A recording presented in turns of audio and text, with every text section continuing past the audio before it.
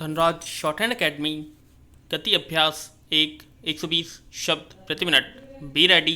3, 2, 1 start. शस्त्र कहते हैं प्रकृति और पुरुष मिलकर सृष्टि का संचालन करते हैं। इसमें भी राम से पहले सीता और महेश के पहले उमा रहती है। दोनों में से कोई भी अकेला सृष्टि नहीं कर सकता। यथांडे तथा पिंडे के अनुसार हमारा जीवन और ब्रह्मांड एक सिद्धांत पर कार्य करते हैं। स्थूल रूप में पुरुष नर और नारी ही प्रकृति रूप है। पैरा पुरुष और नारी दोनों एक हैं। ब्रह्मा सृष्टि में अकेला है, वही स्वयं की माया बनाकर सृष्टि की रचना करता है। माया सोम अवस्था का रूप है। अग्नि में सदा सोम आहूत होकर गौण हो जाता है। इसी यज्ञ से सृष्टि विस्तार चलता रहता है। घर में कन्या या पुत्री का होना भी विचार और भावनाओं को प्राथमिकता करता है। नारी के 3 स्वरूप हैं, माँ शक्ति माया। माँ सात्विक भाव है और शक्ति रजस है तथा माया भाव तमस है। आज मातृत्व की शिक्षा तो माँ भी नहीं देती। मातृत्व के प्रति आकर्षण भी घट रहा है। पैरा अर्धनारीश्वर के अवधारणा के अनुरूप स्त्री और पुरुष दोनों में ही दोनों के गुण व्याप्त हैं। जिन गुणों का अधिक पोषण होता है वे अधिक परिलक्षित होते हैं। आज इस अर्धनारीश्वर सिद्धांत पर किसको विश्वास रह गया है? सच तो यह है कि शरीर को स्त्री पुरुष मान बैठे हैं। आत्मस्वरूप पूर्ण रूपेण विस्मृत हो गया है। शास्त्र कहते हैं कि शरीर मेरा है, मैं नहीं हूँ। शिक्षा कहती है कि जियो शरीर के लिए। इसका कारण यह है कि हम जीवन को खंड खंड करके देखते हैं। कैसा विरोधाभास जीवन 2 साधनों के सहारे चलने लगता है, एक शरीर और दूसरा बुद्धि। शरीर का अर्थ होता है भौतिक सुख और बुद्धि का अर्थ होता है अहंकार। कोई भी बुद्धिमान व्यक्ति दूसरे व्यक्ति के आगे समर्पण नहीं करना चाहेगा। घर में कामकाज में पति न बोले, जीविकोपार्जन में पत्नी न बोले, यही समर्पण का रूप होता है। पैरा स्त्री स्वरूप में नारी रूप पत्नी भी है और माँ भी। दोनों के अलग अलग व्यक्तित्व होते हैं। पुरुष में पति और पिता के रूप में इतना भेद नहीं होता। वह अधिकार बनाए रखने का प्रयास अवश्य करता है, किंतु कब यह उसके हाथ से निकलकर पत्नी के हाथ में चला जाता है पता नहीं चलता। स्त्री में ही यह क्षमता है कि वह विरोधाभासी भूमिका पूरी उम्र भर निभा सकती है।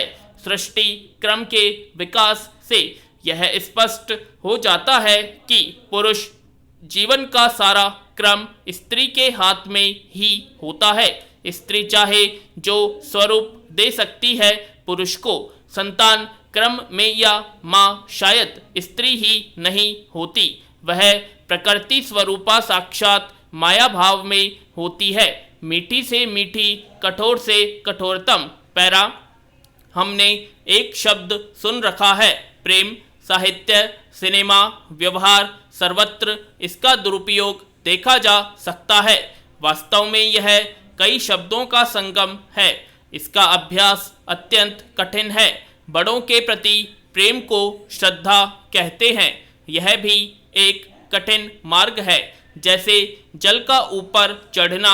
छोटों के प्रति प्रेम को वात्सल्य कहा जाता है, जहाँ दोनों का बराबर का संबंध है, मित्रवत है। उनके प्रेम का नाम स्नेह है। जड़ पदार्थों के प्रति प्रेम को कामना या काम कहा जाता है।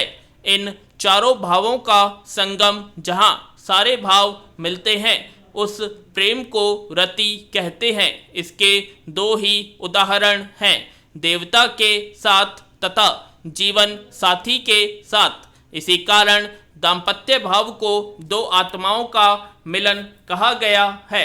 पैरा स्त्री जीवन का आधार कामना है। आज जो जीवन के नए रूप सामने आ रहे हैं वहाँ स्त्री के कामना की व्यापकता भी बड़ी है।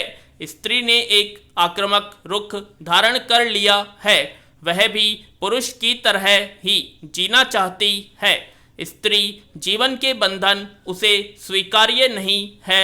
व्यवहार में भी भावना का स्थान बुद्धि लेती जा रही है। कामना की यह मार पश्चिम देशों में स्त्रियों को जिस निष्ठुरता से झेलनी पड़ रही है, उसे शब्दों में व्यक्त किया जा सकता है। पैरा, आज व्यक्ति केवल शरीर के लिए जीने लगा है। विश्व सुखों से भरा है, लेकिन शांति उजड़ गई है। स्त्री के पुरुष भाव के असंयत विकास से अशांत सुखों के पीछे भागने वाली पीढ़ी पैदा हो रही है। शिक्षा, विज्ञान, मीडिया आग में घी का काम कर रहे हैं। लोक संस्कृति लुटती जा रही है और भोग संस्कृति ने मानव समाज को ही भोग की वस्तु बना दिया है। दाम्पत्य भाव भी शरीर के आगे नहीं जाता। जीवन भर दोनों गृहस्थाश्रम में ही जीते हैं। जीवन का लक्ष्य मात्र भोग, शारीरिक सुख रह जाता है। आज की नारी पति से भिन्न पहचान और स्वतंत्रता के लिए संघर्ष कर रही हैं। इसमें अनेक प्रश्न अपना उत्तर मांगते हैं। घर से बाहर स्वयं अपनी सुरक्षा में समर्थ नहीं है। सृष्टि में देवता 1/4 तथा असुर 3/4 होते हैं। हर बार देवता ही पराजित होते हैं, वे ही असुर शक्ति से हारते हैं। स्त्री स्वयं को पति की शक्ति बनाने को तैयार नहीं है। पैरा, सन 1984 में जब मैं पहली बार अमेरिका गया, तब वहाँ एक समाचार पत्र मोनेरो टाइम्स के कार्यालय गया। संपादक सहित अधिकांश कर्मी महिलाएं थी। अमेरिका में उस समय वुमेन्स लिब, नारी स्वतंत्रता का मुद्दा अपने चरम पर था। मेरा प्रश्न था कि हम दोनों को अलग क्यों मानते हैं। स्त्री पति के अलावा अन्य पुरुष से सुरक्षा मांग रही है। क्या यह संभव? क्या इससे भी पित्त को नए नए मार्ग बनाने का रास्ता खुल जाएगा? संतान के संस्कारों का, भावी समाज के निर्माण का दायित्व कौन उठाएगा? मैं अकेला चारों ओर से घिरा था। लगभग पौन घंटे बहस चली होगी। अंत में संपादिका जी ने स्वीकारा कि बात तो आपकी ही सही है, हमें भी नहीं मालूम झंडा उठाने वाली महिलाएं कौन हैं। बहुत लंबा नहीं चलेगा यह सब। अगले दिन अखबार में बड़े चित्र के साथ समाचार भी छपा। पैरा, शिक्षित महिला को, कामकाजी महिला को समर्पण शब्द किसी अपशब्द जैसा लगता है। वुमेन्स लिब के मूल में भी यही धारणा है कि इकाई की पूर्णता स्त्री पुरुष के युगल में निहित न तो अकेली स्त्री में और न अकेले पुरुष में। यह पूर्णता है वुमेन्स लिब जैसे अभियानों ने प्रकृति के इस सिद्धांत को बड़ी चुनौती दे डाली है। स्त्रियों ने पुरुषों की भूमिका पर अतिक्रमण करना शुरू कर दिया है, तो स्त्रैण भाव ही संस्कृति को तिराहित हो गया। वे पुरुषों की तरह जीने लगी। टकराव बढ़ा, घर बिखरे और अहंकार का तांडव दुनिया ने देखा। पैरा, विकसित देशों में कानून भी व्यक्ति प्रधान ही बन रहे हैं। वहाँ न समाज की प्रधानता रहती है, न परिवार की। आप पुनः आदि मानव की तरह कंक्रीट के जंगल में भटकते रहो। आप किसी को अपने साथ बांधना चाहते हो तो आपको बंधने की तैयारी भी दिखानी पड़ेगी। अपने प्राकृतिक स्वरूप को छोड़ने ही आत्मा को विस्मृत कर देना है। उसका व्यक्तित्व स्त्री हो या पुरुष उसी दिन ध्वस्त हो जाता है।